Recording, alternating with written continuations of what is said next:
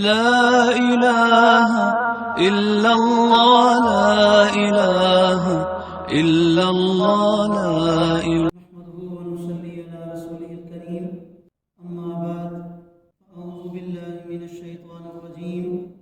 بسم الله الرحمن الرحيم. يا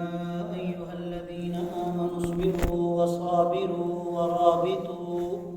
واتقوا الله لعلكم تفلحون. سبحان ربك رب العزة عما يصفون وسلام على المرسلين والحمد لله رب العالمين. اللهم صل على سيدنا ومولانا محمد وعلى آل سيدنا ومولانا محمد وبارك وسلم. میرے انتہائی واجب الاحترام مسلمان بھائیوں، دوستوں، بزرگوں، آج جب انسان عالمی سطح پر عالم اسلام پر نظر ڈالتا ہے تو اسے یہ بات معلوم ہوتی ہے کہ مجموعی حیثیت سے عالم اسلام کے حالات ٹھیک نہیں ہیں. یہ فلسطین کا مسئلہ تو ابھی کا مسئلہ ہے، اس مسئلے سے پہلے بھی اور فلسطین سے ہٹ کر پوری دنیا کے اندر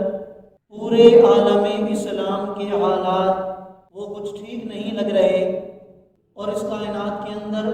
مختلف مقامات پر مسلمانوں پر ظلم ڈھایا جا رہا ہے. اور یہ فلسطین کا مسئلہ تو آپ حضرات کے سامنے ہے کہ جہاں بچوں پر بھی ظلم کیا جا رہا ہے، اور ان بچوں کی ماؤں پر بھی، اور ان کے بہن بھائیوں پر بھی، گھر کے بڑوں پر، گھر کے چھوٹوں پر، خاندانوں کے خاندان تباہ ہو چکے ہیں. کئی مسلمانوں کے گھر ان کو ختم کر دیا گیا، ان کے ہسپتالوں اور سکولوں کو مسمار کر دیا گیا. جب ایک انسان اگرچہ وہ مسلمان ہی نہ ہو، جب اس طرح کے حالات پر اس کی نظر پڑتی ہے تو اس کا دل پریشان ہو جاتا ہے، اس کو قلبی اضطرار والی کیفیت مل جاتی ہے، وہ دل ہی دل میں پریشان ہو جاتا ہے. سورہ آل عمران کی جو آخری آیت کریمہ آپ حضرات کے سامنے تلاوت کی ہے، اس میں اللہ رب العالمین نے عالم اسلام کے لیے جب کہ وہ پریشان حال میں ہوں 3 کام کرنے کی ہدایت ارشاد فرمائی ہے. پریشانی چاہے ایک بندے کی ہو یا 10 بندوں کی ہو، اجتماعی پریشانی ہو یا انفرادی پریشانی ہو، اس پریشانی کو حل کرنے کے لیے قرآن و سنت کا اگر مطالعہ کیا جائے تو 3 کام کرنے کی ہدایت اللہ تعالیٰ کی طرف سے دی گئی ہے، جن میں سب سے پہلا کام کہ جب بھی کسی انسان پر کوئی پریشانی آ جائے، کوئی تکلیف آ جائے، تو اسے چاہیے کہ وہ اس پریشانی کو دور کرنے کی کوشش کرے. اس میں کوئی شک و شبہ کی گنجائش نہیں ہے کہ جب اللہ تعالیٰ سے انسان دعا مانگتا ہے، اللہ تعالیٰ سے دعا کرتا ہے، تو یقیناً رب العالمین اس دعا کی برکت سے بھی اس کی پریشانی کو دور فرما دیتے ہیں. لیکن دعا سے بھی پہلے ایک کام کرنے کی ضرورت ہے، اور قرآن و سنت میں اس کا حکم دیا گیا ہے، اور وہ یہ کہ انسان کے بس میں جتنی طاقت ہو وہ اپنی طاقت کے مطابق کوشش ضرور کرے،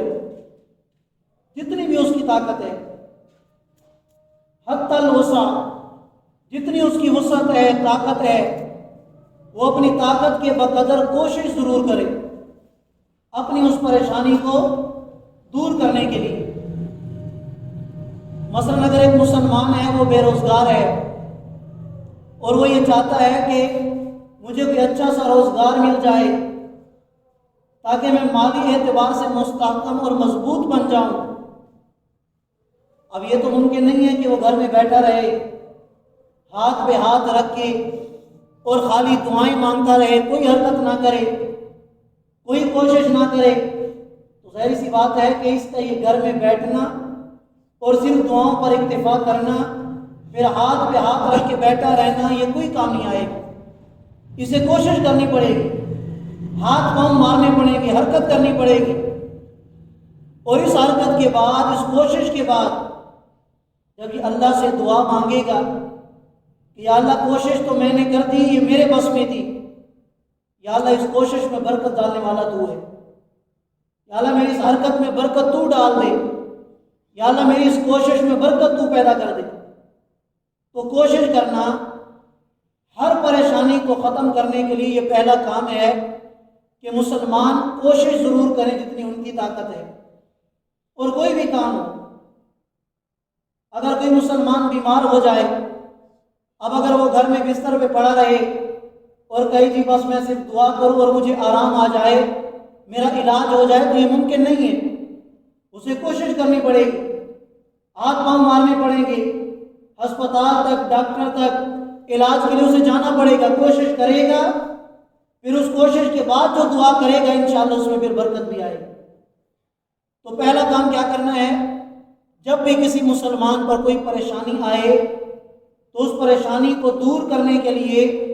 جتنی بھی اس میں طاقت ہے وہ کوشش کرے۔ اور دوسرا کام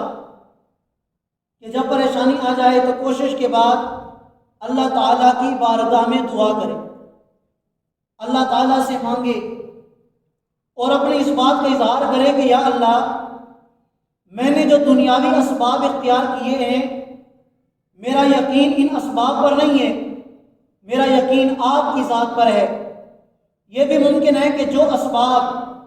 اپنے پریشانی کو دور کرنے کے لیے میں نے اختیار کیے، ہو سکتا ہے ان میں الٹا میرے لیے اور پریشانی بن جائے، تو میرا یقین ان اسباب پر نہیں ہے، یا اللہ میرا یقین آپ کی ذات پر ہے، میرا توکل آپ کی ذات پر ہے، میرا بھروسہ اور اعتماد آپ کی ذات پر ہے، یا اللہ اس پریشانی کو دور کرنے کے لیے میں نے کوشش کی، میرا یقین آپ پر ہے، یا اللہ میری اس پریشانی کو ختم فرما دے۔ یہ دو کام۔ اور تیسرا کام کہ جب بھی کسی مسلمان پر پریشانی آ جائے کہ وہ کوشش کرے جتنی طاقت ہے، اللہ سے دعا مانگے، اور اس کے بعد تیسرا کام رضا بالقضاء، کہ پھر اللہ کی طرف سے جو فیصلہ ہو اس فیصلے پر اپنی رضامندی کا اظہار کرے۔ اس نے روزگار کے لیے کوشش کی، اپنی بیماری کو دور کرنے کے لیے علاج کے جتنے اسباب تھے اس نے اختیار کیے، یا دنیا کا کوئی بھی اور کام تھا، کوئی پریشانی تھی، اس نے کوشش بھی کی، اللہ سے مانگا، لیکن یہ بھی ممکن ہے کہ فیصلہ اس کے خلاف آ جائے، تو اسے چاہیے کہ وہ اللہ کی رضا پر راضی ہو جائے کہ یا اللہ تو ہی بہتر جانتا ہے،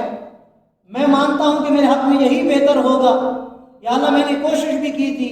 یا اللہ میں نے دعا بھی مانگی تھی، پھر بھی فیصلہ میرے حق میں نہیں آیا، تو یا اللہ تو حکیم ذات ہے، تو قادر مطلق ذات ہے، یا اللہ میں تیرے اس فیصلے پر راضی ہوں۔ جب پریشانی کے عالم میں کوئی مسلمان یہ تین کام کر لیتا ہے، آپ یقین جانیے وقتی طور پر اس پر آزمائش ضرور آتی ہے، وقتی طور پر اگر اسے آزمائش کا سامنا کرنا بھی پڑتا ہے تو نتیجتاً اللہ تعالیٰ کی طرف سے اس کے لیے خیر اور بھلائی کا فیصلہ آتا ہے، نتیجتاً اللہ تعالیٰ اس کے لیے خیر اور بھلائی کا فیصلہ فرماتے ہیں۔ آج مسلمان، جس طرح میں نے شروع میں عرض کی کہ جب عالمی سطح پر عالم اسلام پر نظر دوڑائی جاتی ہے تو مسلمان کا دل پریشان ہو جاتا ہے کہ جہاں بھی دیکھو مسلمانوں پر ظلم ڈھائے جا رہے ہیں، جہاں بھی دیکھو مسلمانوں کو تکلیفیں پہنچائی جا رہی ہیں، جہاں بھی دیکھے مسلمان آزمائش میں مبتلا ہے، تو انسان پریشان ہو جاتا ہے۔ اور یہ پریشانی صرف فلسطین کے مسلمانوں کی پریشانی نہیں ہے،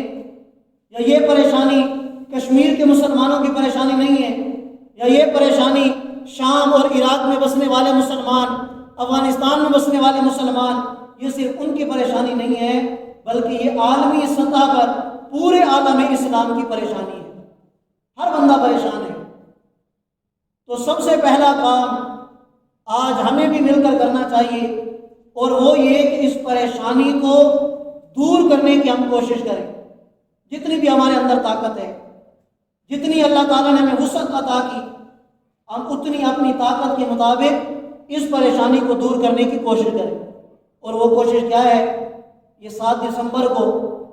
اکابرین علماء نے ایک بہت بڑی کانفرنس کی، اس میں دیوبندی علماء بھی تھے،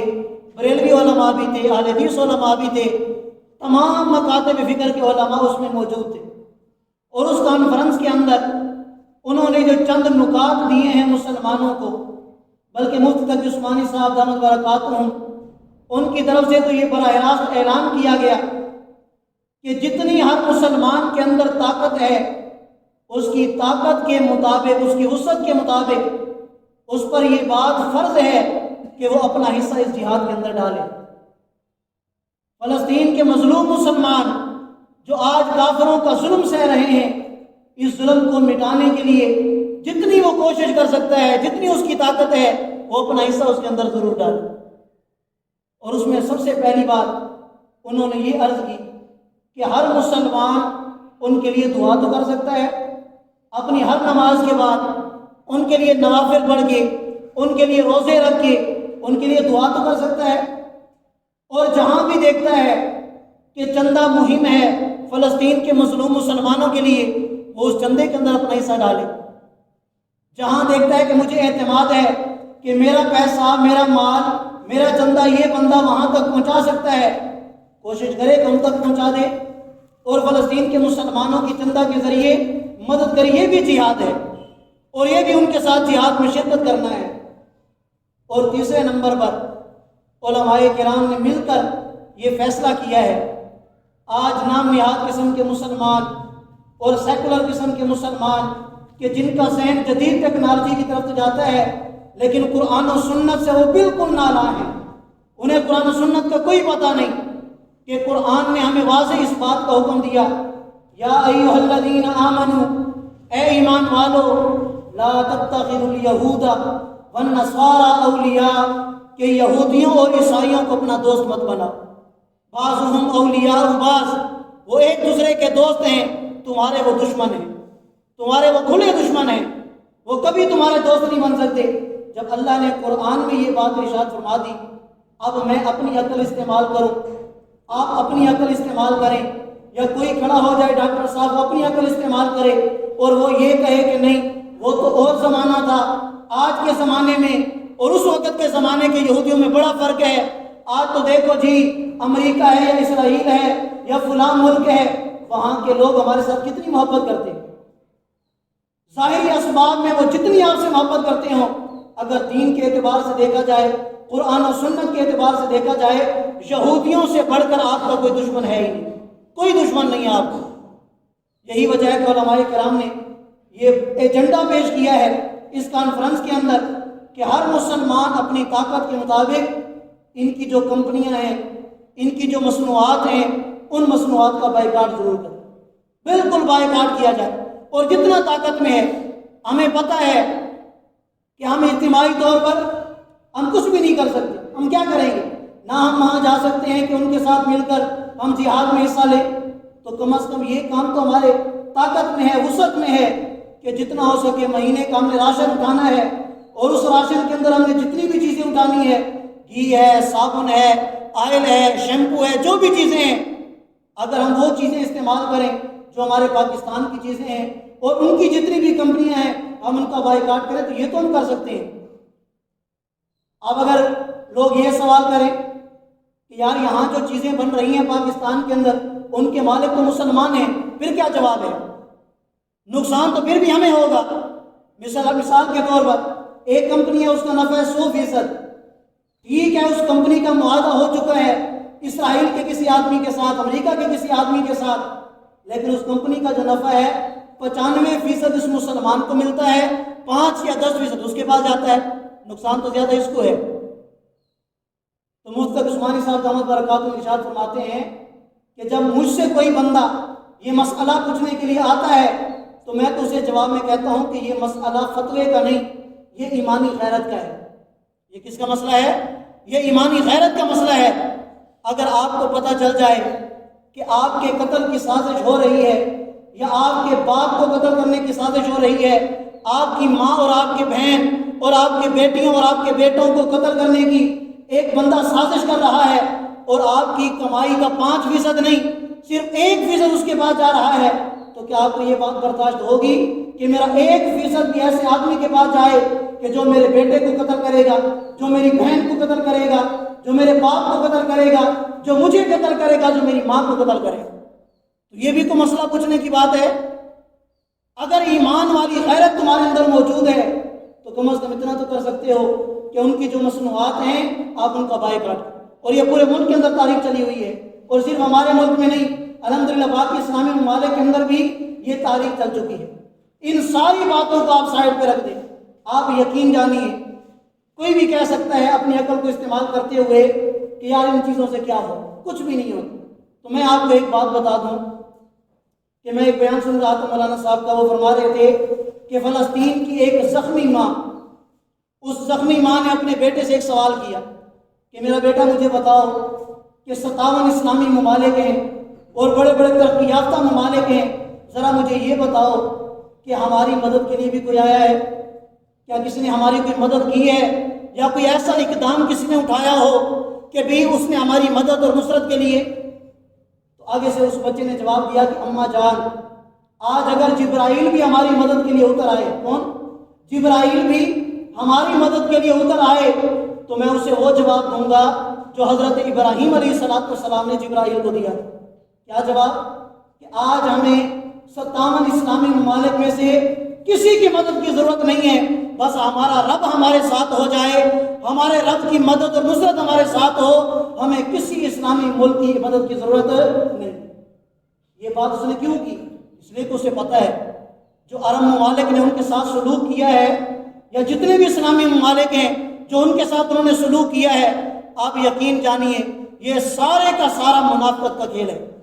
اور اللہ تعالیٰ سورہ مائدہ میں یہ بات ارشاد فرماتے ہیں وَتَرَى الَّذِينَ فِي قُلُوبِهِم مَّرَضٌ يُسَارِعُونَ فِيهِمْ يَقُولُونَ نَخْشَىٰ أَن تُصِيبَنَا دَائِرَةٌ۔ یہ سورہ مائدہ کی آیت ہے، آپ گھر جا کے اس کا ترجمہ پڑھ لیں۔ اللہ فرماتے ہیں یہود و نصارہ کو اپنا دوست مت بناؤ، لیکن اس کے باوجود مسلمان ان کے ساتھ دوستی رکھنا چاہتے ہیں، ان کے ساتھ تعلقات رکھنا چاہتے ہیں۔ تو اللہ کا قرآن ہمیں بتاتا ہے کہ میرے منع کرنے کے بعد بھی اگر کوئی یہ کہتا ہے کہ اگر امریکہ کے ساتھ ہمارے تعلقات خراب ہو جائیں، اسرائیل کے ساتھ ہمارے تعلقات خراب ہو جائیں تو مالی اعتبار سے ہم کمزور ہو جائیں گے، ہماری معیشت تباہ ہو جائے گی، اگر کل کو فلسطین پر یہ قابض ہو جاتے ہیں تو پھر ہم ان کو کیا کریں گے؟ اللہ فرماتے ہیں یہ مسلمان نہیں، یہ منافق ہے، ان کے دلوں میں بیماری ہے، اور وہ بیماری کون سی ہے؟ منافقت کی بیماری، کہ تمہیں اللہ پر یقین نہیں، اللہ کے نبی کی باتوں پر یقین نہیں، کہ جس اللہ نے قرآن میں یہ بات ارشاد فرما دی وَأَنْتُمُ الْأَعْلَوْنَ إِن كُنتُم مُؤْمِنِينَ، اگر تمہارے دلوں میں ایمان ہوگا تو یہ یہودی تمہیں نقصان نہیں پہنچا سکتے، یہ عیسائی تمہیں نقصان نہیں پہنچا سکتے، کائنات کا کوئی کافر تمہیں نقصان نہیں پہنچا سکتا۔ آپ ماضی میں ایک نظر تو ڈالیں، ٹھیک ہے آج امریکہ سپر پاور ہے دنیاوی اعتبار سے، لیکن آپ ماضی پر ایک نظر ڈال لیں، جب بھی اس بے غیرت نے کسی بھی جنگ کے اندر گھسنے کی کوشش کی اللہ تعالیٰ نے اسے ذلیل کر کے دکھایا ہے۔ 1950 کے اندر اس نے کوریا کے ساتھ جنگ کی، کوریا کو اتنا بڑا ملک نہیں تھا اور نہ اس کے پاس اسباب تھے، یہ فل اسلحہ سے لبریز ہو کر یہ کوریا کے خلاف جنگ کرنے کے لیے گھستا ہے۔ اللہ تعالیٰ کا کرنا دیکھیے کہ اللہ تعالیٰ نے اسے ذلیل اور نامراد کر کے وہاں سے نکالا۔ پھر آپ دیکھیں کہ 1970 کی دہائی میں اس نے ونسٹون کے خلاف جنگ کی، اللہ تعالیٰ نے وہاں بھی امریکہ کو ذلیل اور نامراد کر کے واپس لوٹایا۔ اور یہ افغانستان کی جنگ تو آپ کے سامنے ہے، 20 سال یہ افغانستان کے خلاف جنگ میں لگا رہا، اور صرف یہ نہیں پتہ نہیں سینکڑوں ممالک کی نیٹو فوج وہ بھی اس کے ساتھ تھی۔ ان درویشوں کے پاس کیا تھا؟ طالبان کے پاس کیا تھا؟ 20 سال تک یہ اس کے ساتھ جنگ کرتے رہے، آخر کار وہاں سے بھی یہ ذلیل اور رسوا ہو کر اور نامراد ہو کر وہاں سے بھی نکلا۔ اور انشاءاللہ